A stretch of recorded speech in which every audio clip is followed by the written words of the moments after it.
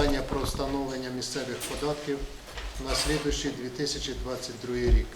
Питання важливе, тому що із тих рішень, яких ми приймемо сьогодні з вами і на черговій сесії затвердимо, буде залежати робота селищної нашої ради у 2022 році у розвитку питань соціально-економічного, розвитку населеного пункту нашої громади. І сьогодні ми зібрали, щоб обговорити, а затвердження, як я казав, вже будуть на черговій сесії сільської ради. Але перед цим я хочу зачитати заяви від голови громадської організації Маньківська ліга приватних власників та приватних підприємців Костецької. Ми, підприємці, просимо звернути увагу на те, що податковий тягар по сплаті єдиного податку платежу в основному на платника другої групи спрощеної системи оподаткування, так як податок для першої групи суттєво не збільшився, оскільки він залежить від прожиткового мінімуму, ріст якого буде незначним в наступному році, а відсоткова ставка залишається на попередньому рівні. А для платників другої групи, згідно вашого проєкту, пропонується збільшити ставку податку до максимального рівня по Україні, фактично на чверть від існуючої. Для порівняння наводимо розмір ставки єдиного податку другої групи по різних регіонах України. Харків 10, Одеса 10, Черкаса встановлена градація 10 і 20 для різних підгруп. Львівська влада планує на наступний рік встановити єдиний податок в розмірі 0 для того, щоб підтримати своїх платників, які опинилися в складному становищі в зв'язку з пандемією. Ми, підприємці Маньківської громади, в період пандемії перенесли значні збитки, але не закрилися, платили податки вчасно. Вважаємо, що прийняття цього проєкту призведе до збільшення податкового навантаження, в той же час не передбачає співпраці і партнерських відносин з підприємцями, розуміння їхніх потреб. Це змусить частину підприємців закритися або піти в тінь. Лист надійшов ще від Маньківського районного споживчого товариства. Ознайомившись з проєктом рішення про встановлення місцевих податків і зборів на території Маньківської селищної територіальної громади, правління Маньківської районної споживчої товариства просить розглянути наше звернення стосовно розмірів податку на нерухоме майно на 2022 рік. Встановлюється ставка. Колись ставка податку на нерухомість, вона встановлена була для фізичних осіб одна, для юридичних осіб інша. На сьогоднішній день, згідно закону, вона не може бути встановлена різна. Якщо ця ставка йде по будинках чи по будь-яких об'єктах нерухомості, вона повинна бути як для фізичних, так і для юридичних осіб одна. Вона була в нас колись для юридичних осіб одиниця, для фізичних осіб 0,1. На сьогоднішній день пропозиція була розглянута на комісії, тому що ці ставки попередньо для того, щоб їх опублікувати, були розглянуті на комісії з питань планування бюджету і фінансів, і вона була встановлена на обговорення 0,15%, як для фізичних, так і для юридичних осіб. По цих типах будівель житлових, яких ви сьогодні бачите в додатку. Там, де ставочка була для юридичних осіб, вона була одиниця, на сьогоднішній день вона зменшується, стає по селищу Маньківка, вона була одиниця, стає 0,15%, і для фізичних осіб ця ставка була одиниця, 0,1%, стає 0,15%. Якщо брати по сумі мінімальної заробітної плати, вже також була озвучена вона на слідуючий 2022 рік у сумі 6500 гривень. Тобто 1 метр площі, якщо ставка буде 0,15, становитиме 9 гривень 75 копійок. Та, що буде йти поверх тієї пільги, яка надається. Якщо залишити її на тому рівні умовно, яка була, вартість становила б 6 гривень 50 копійок. Будівлі нежитлові, де йдуть будівлі готельні. Ставку ми залишили на рівні тому, що була в минулому році, 0,5% для фізичних і для юридичних осіб. Далі в нас іде категорія мотелі, кемпінги, пансіонати, ресторани, бари. Ресторани, бари знову ж таки залишили ставку 0,5%, мотелі, кемпінги, пансіонати 0,75%. Інші будівлі для тимчасового проживання. Іде категорія виду будівлі, туристичні бази, гірські притулки. Ставка стоїть 0,75, була по селищу Маньківка 0,5. Будівлі офісні. Будівлі офісні, ставка для будівель фінансового обслуговування становила 0,5, на сьогоднішній день пропозиція 0,75. По адміністративних побутових будівлях промислових підприємств також ставка 0,75, збільшена чуть-чуть. Будівлі для конторських і адмінцілей 0,5%, вона залишилася на тому рівні, що і була. Будівлі торгівельні. У цій категорії, там, де торгові центри, універмаги, магазини, вона колись становила для юридичних осіб одиниця, тепер, як я вже озвучила, фізичні і юридичні одна ставка, вона становить 0,5%. Для фізичних осіб вона так і становила 0,5%. Далі йде категорія павільйони, станції технічного обслуговування, їдальні, кафе, бази громадського харчування, будівлі підприємств побутового обслуговування, ставка 0,75. Будівлі торговельні інші, ставка 0,5, та, що була і в минулому році, для фізичних осіб. Для юридичних тут була одиниця. Будівлі транспорту та засобів зв'язку. Будівлі торгівельні. От тут дивіться, перегляньте ще раз. От ви по цьому питанню зійшли сюди. От ви, як ви бачите, от тут ви зараз вже почули ставки, вон, дивіться, 0,5%. Як ви бачите? Они и так багато ставки, потому что громадское харчевание – это виробництво продукции собственного производства. Это затраты на электроэнергию, на оборудование и так далее. И потом рестораны 0,5, а подивіться, їдальні, кафешки, закусочные, они ж маленькие. Як можна їм поставить 75? Если в ресторане можно 100% поставить наценку на товар, а закусочная... Не подремнять, а вообще снизить ее 0,5. Если в 2014 году была ставка 3 рубля за квадратный метр, то в этом году выходит 30 гривен за квадратный метр. Это выходит, что в 10 раз увеличилась ставка податку. А зарплата во сколько минимально увеличилась? Хиба она увеличилась в 10 раз? Она увеличилась всего на 3%. Ви все в процентному відношенні, а ми все в грошовому. Ви розумієте, що якщо тоді, чого тоді поставили 0,5, а не 0,1? Ну, запропонували ставку 0,5, подивилися, так, при цій мінімальній заробітній платі, отако, за квадратний метр можна платити 3 гривні, подивились на суму, ну там 1000, 2, 3, хай вона буде 0,5.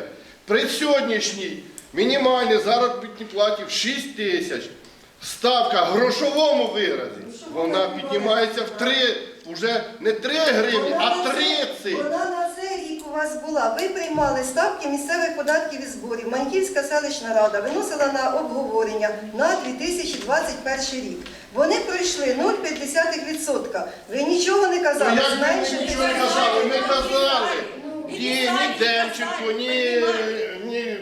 ні хто, ні Мельник, ні голова, вони в це не вникли. Вони сказали, вам отака ставка буде і буде вона така. Нема кому продати. Нема кому продати, людей нема. Пандемія все забрала. 2 года економіку в конець уничтожили. В конец. Еще осталось ще податок нам добавить, и можете вообще ховати бизнес. И не надо надеяться только на податки, надо инвестиции какие-то шукать. Надо заняться нелегальным бизнесом, который все стоят, торгуют, ни патента нема, ни дозволу, даже рыночный сбор не выдерешь у них. Понимаете как? Вот в базар туда надо. Нема платної стоянки на автомобілі, подивіться, що робиться, проїхати не можна, в Маньківці вообще со всіх сторон. Чого не зробити платну стоянку? На сьогоднішній день ви відстоїте своє, це правильно. Але, шановні, щоб нам сьогодні утримувати соціальну інфраструктуру, нам теж треба, ну не тільки нам, весь світ живе на податках. Правила гри податків – це зовсім по-іншому. І от мені чогось, я не хочу обідати маньківчан в першу чергу, да? Але я чую від бувших колег, які працювали, що завжди підприємці Маньківки прийшли, і так будемо казати, викрикали свої податки. Майже всі платять 20% ставки єдиного Уже податку. несколько Ми лет. просимо зниження для своїх колег на селах, для малих торгових центрів, магазинчиків, для кіосків. Ми платимо по максимальній ставці податку. Нас в цьому обвинити, що ми ухиляємося від сплати податку або платимо мало, це несправедливо. Ніхто не сказав, що ви не платите. І на сьогоднішній день я розумію, те, що ви написали у зверненні, легалізуйте всі решта. Це справедливо, правильно. І я тільки за те, що всі повинні в однакових умовах. Якщо приїжджають на базарі, ставить на прилавку м'ясо, 200 гривень людина сплатила, 300 довідка плюс, 550 людина сплатила, ви цих коштів не бачите. Ну це нелегальний бізнес, нелегальний. А він должен бути легальний. От сидить відділ освіти. Юрій Миколаївич, із бюджету у вас хто сьогодні кормиться із місцевого? Получає Всі зарплату. заклади освіти, дошкільні навчальні заклади. Всі прибиральниці, Всі. повара, кочегари. Все за рахунок ОТГ. Дитячі садочки так само. Да? Все з нас. Де його брати? Я вас теж розумію, але от первоначально закон приймається отакий. А тоді що робиться? А тоді подивились, давайте кроємо. Що первоначально такого закону не було? Був. Але що на місцевому рівні закон тільки нам пропонував? Оцей коефіцієнт, який варіюється від 0,1 до 1,5%. Оце, що ми можемо змінити, все. Ми закон Верховної Ради змінити не можемо. Через 3 роки Верховна Рада своїм рішительним дієм урізає, наприклад, квадратні метри із 120 до 60, да, площу зменшує. Піднімає мінімальну заробітну плату, так, оцю що, і вона росте. Але ж для того нам дан цей коефіцієнт поправочний від 0,1 до 1,5, щоб ми на місцях бачили. Ну якщо в 2012 році приймалася селищна рада, приймала ці ставки, моя дружина сиділа в цій комісії і каже, що ну так, прикинули, запропонували ставку 0,5. Наприклад, я буду платити там 1702 до 3000. Ну, хорошо, так і буде. Потягнемо. Ладно, скрипя серцем будемо тягнути. Ну, а в цьому ви ставите 0,5, при ставці 6. Мені треба платити 35 тисяч гривень. Ви розумієте це чи ні?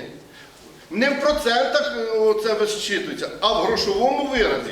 А в грошовому виразі нам треба посчитати. То може краще зменшити цю ставку. Що мені сказала сьогодні податкова Уманська? Якщо на сьогоднішній день об'єкти не використовуються за призначенням, є сьогодні до 2020 року, на сьогоднішній день ті будівлі не вказували у реєстрі речових прав на майно. На сьогоднішній день можна переглянути використання цього приміщення, присвоїти йому інший тип по класифікатору, і там уже тоді по цих ставках, якщо це не будівля, яка використовується під торгівельний якийсь заклад чи ще під інших, буде інший тип будівлі і, звичайно, це вже коефіцієнт чи ставка, як ви кажете, буде застосована менша. Переглянути. Я написала заяву 30 квітня о том, щоб мені, значить, не дораховували ставку на нерухомость, так как предприятие не работает 2 года. Я не работаю там. Вот если бы я сдавала в аренду или так далее, но не покупают и не берут в аренду, с чего я буду платить ставку за ковярню? Законом можна визначити при встановленні ставок місцевих податків і зборів інші пільги. Ну для пільги для всіх. Ви ставите в нерівні умови, виходить, інших платників.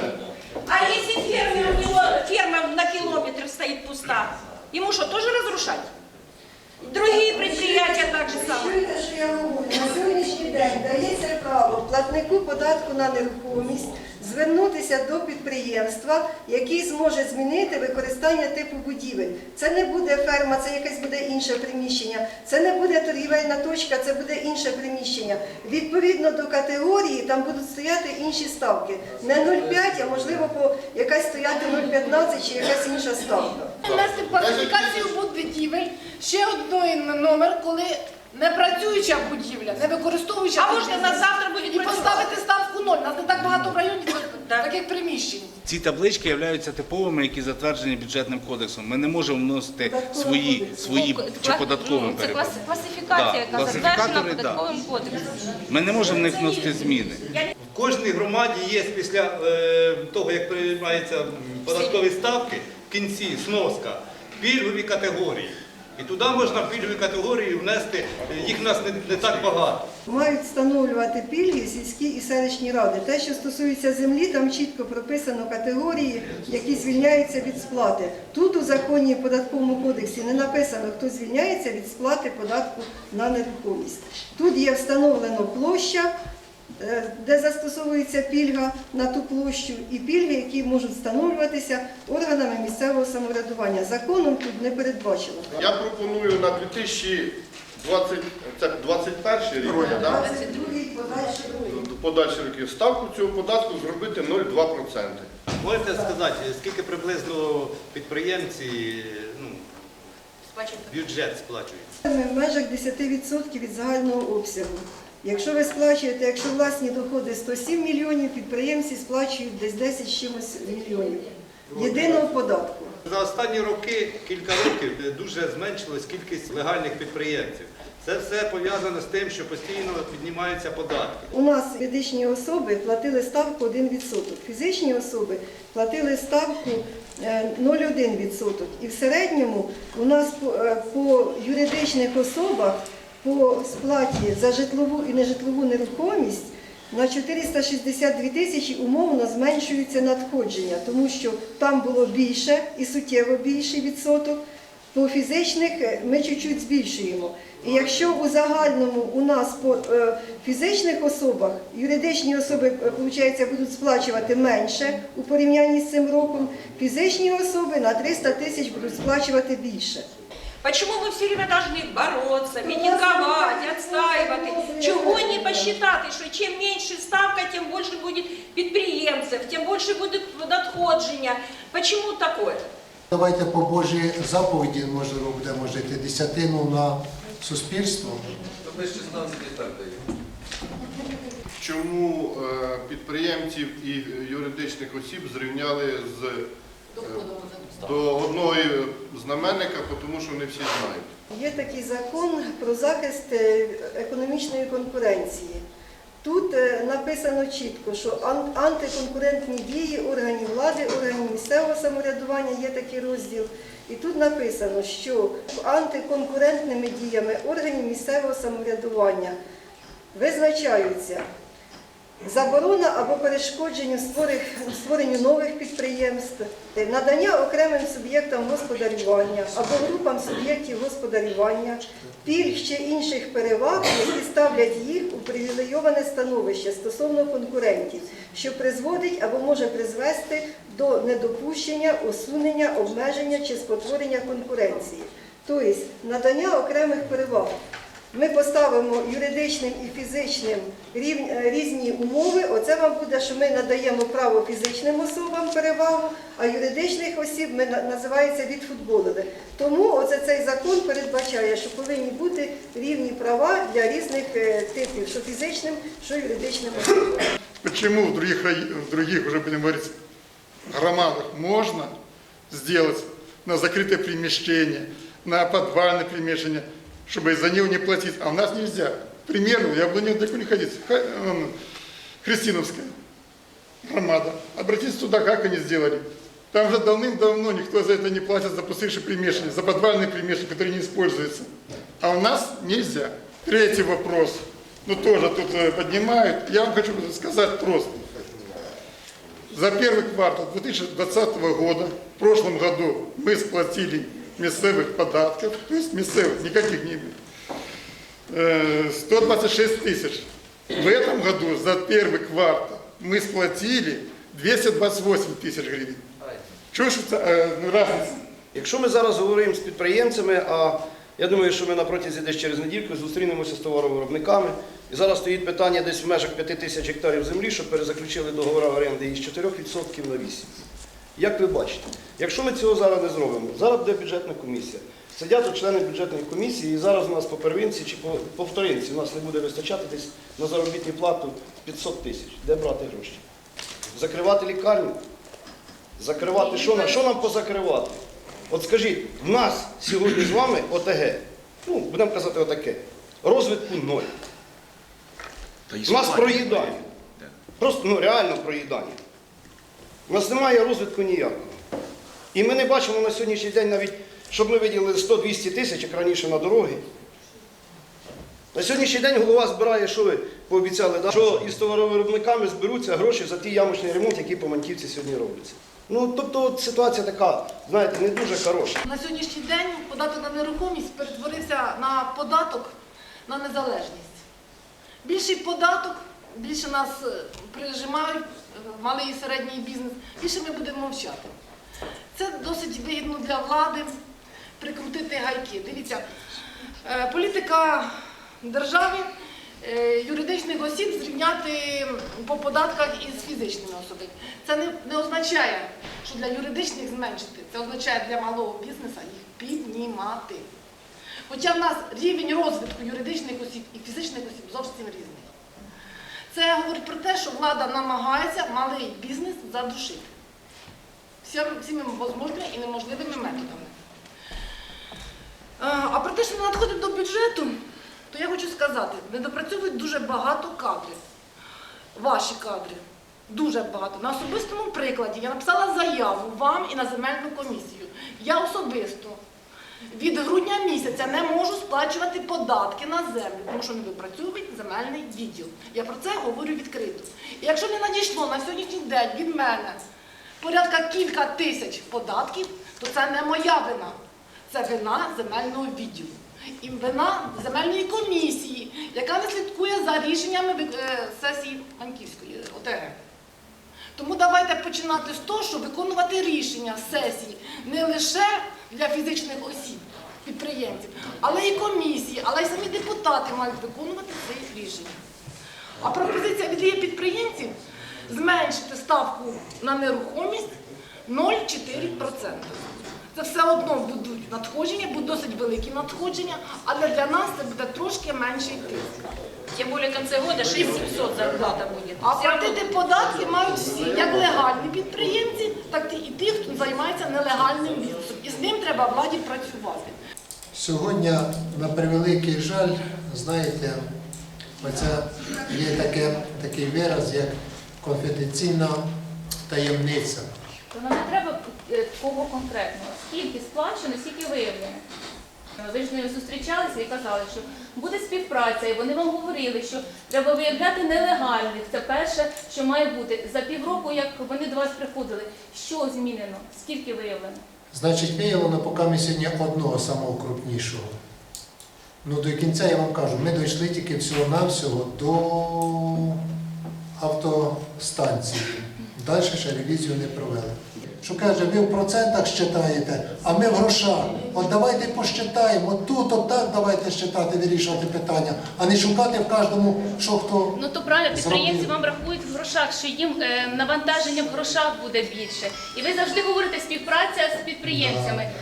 Де співпраця? Получається навантаження більше. Ви хочете соціальні угоди, знову навантаження на підприємців. Що для підприємців Маньківки зроблено плюс? Наприклад, у нас приїжджають на базар і уманські, і маньківські торгують. Де пріоритет для маньківських, а для уманських ні?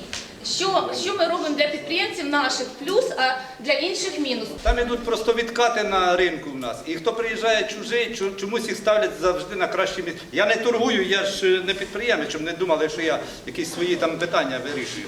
Але я знаю це, тому що в мене багато товаришів, які торгують. Маньківські стоять аж в кінці, а на самих кращих місцях стоять всі чужі. Отвечая на вопрос. Мы уже в этом году пытались завести всех в рынок, насколько вы помните. И на сегодняшний день у меня тоже было такое предложение, чтобы общими усилиями поставить всех в рынок. Места в рынке достаточно. То, что кто лучше, место кто худше, это тоже все относительно. Далее, проверка патентов. Вот согласно правилам торговли на рынке, мы не имеем права проверять патент, у него есть или нет. Этому имеет или податковая, или полиция. Пан Ремінний дав пропозицію на комісії. Поставте 0,2. Все. Питання, протокол є. І ми тоді йдемо далі працюємо. Ми зараз отак будемо все занижувати. Шановні, Я цей рік зарплату получаю, я вам кажу чесно. Але робити з мене, ви ж до мене, маньківчани в першу чергу йдуть і кажуть, проблеми, проблеми, проблеми. Шановні, а чим проблеми вирішувати? Сьогодні ні одне село не має скільки проблем, як саме Маньківка. Сьогодні ні одне село за зиму не звернулося про гольний сніг, товаровиробники роками це все роблять там на місцях. А в нас що, тільки дай зробити. Шановні, я вам кажу, ви вибачте мені, але зменшувати це все, ваша цінова політика, я казав так, ні один, тим паче ви підприємці, які вже так з роками досвіду, шановні, ви знаєте, як щитати правильно. І сьогодні те, що електрика, ви назвали газ, це все ви теж його враховуєте у товар. Через то, шановні, давайте так, 0,5 було, ми ж не збільшуємо. Лишили на 0,5, значить давайте на 0,5 оставляємо і йдемо далі. Я мені стидно в магазин зайти, воно сидять підприємці, воно гейко, остальні кажуть, мені розкажіть, що у вас робиться штатом? Іван де чітко дане це питання було. І питання в тому, що якщо переглянути штатний розпис, які у вас є, можна дуже багато знайти економії. Я пізніше вам це докажу. Згідно чинного законодавства, як ви любите казати всі, письмово все буде доказано. Але питання, на емоції брати, що підприємці вас беруть за зябри, не треба. Підприємці дали свою пропозицію. Буде ще бюджетна комісія, буде ще сесія. І тоді ми, депутати, будемо відповідати. Чи ми підтримали підприємців, чи ми не підтримали. А слушні питання, які здають по штатному розпису і по витратам бюджетних установ, це є слушне, це ще буде підніматися питання. А що ці обговорення робити? Це все для галочки не треба. Хочете піднімати, піднімайте, не звіть з нами нас і не обговорюйте з нами. Не робіть оце для галочки, для людей, що ви вроді би, що з нами працюєте. Значить, шановні, почули, приступаємо далі. І транспортний податок. Оподатковуються ті транспортні засоби, вартість яких становить 375 розмірів мінімальної заробітної плати. На сьогоднішній день це вартість 2 мільйони 250 тисяч. Якщо хтось придбав такий автомобіль, який перевищує 375 розмірів мінімальної заробітної плати, то він за кожен куплений автомобіль повинен заплатити 25 тисяч гривень податку.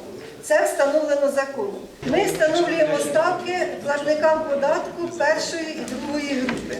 На сьогоднішній день фізичні особи-підприємці, які не використовують найману працю і обсяг доходу не перевищує 1 мільйон 200 тисяч, вони є платниками податку єдиного першої групи.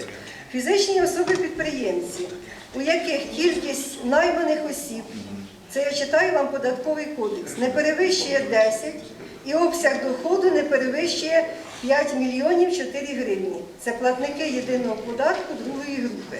Це цим, що встановлюється ставка єдиного податку. Ставка єдиного податку для платників першої групи встановлена у розмірі до 10% прожиткового мінімуму. Вона в нас у нашій громаді була встановлена 10% і по селах вона встановлена 10%. Платники єдиного податку другої групи по всіх населених пунктах ставка була встановлена 20%. Це до 20% розміру мінімальної заробітної плати. По селищу Маньківка вона була встановлена 16%. У нас пропозиція привести всіх у відповідність, і тому що було не раз і на комісії і озвучено, і прозвучало, що на сьогоднішній день у селах, як ви кажете, є магазини, є платники, які торгують, і є на ставці платників податків другої групи. І якщо порахувати їхній обіг, товарообіг, якщо порахувати маньківських підприємців, значить була винесена одна єдина думка і пропозиція всіх підвести під ставку 20%. Більшість населених пунктів в нашій громаді все-таки 20% прийняло. От вносимо таку пропозицію на цих 20%, залишаємо і йдемо далі.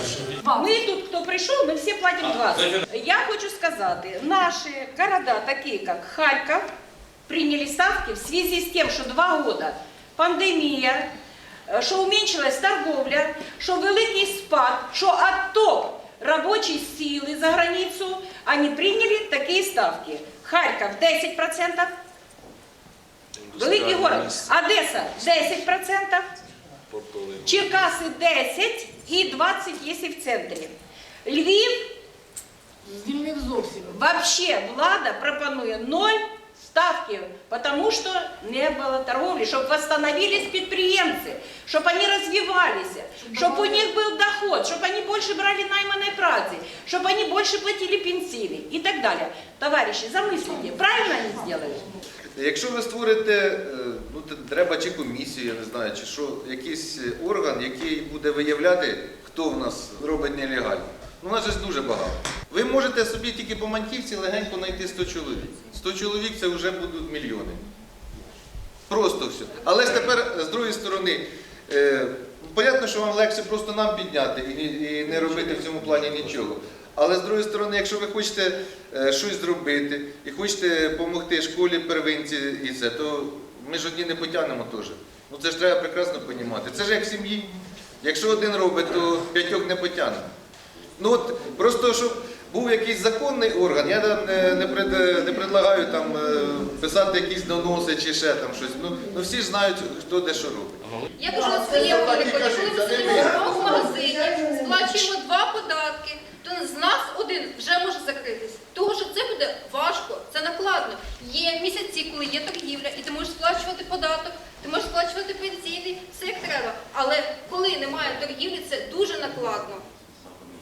Нема кому продавати, не то що. Я пропоную 16%. Залишити так, як було. Серед нас є товаровиробники, да? І от це те, що ви зараз просите, і от вони почнуть просити.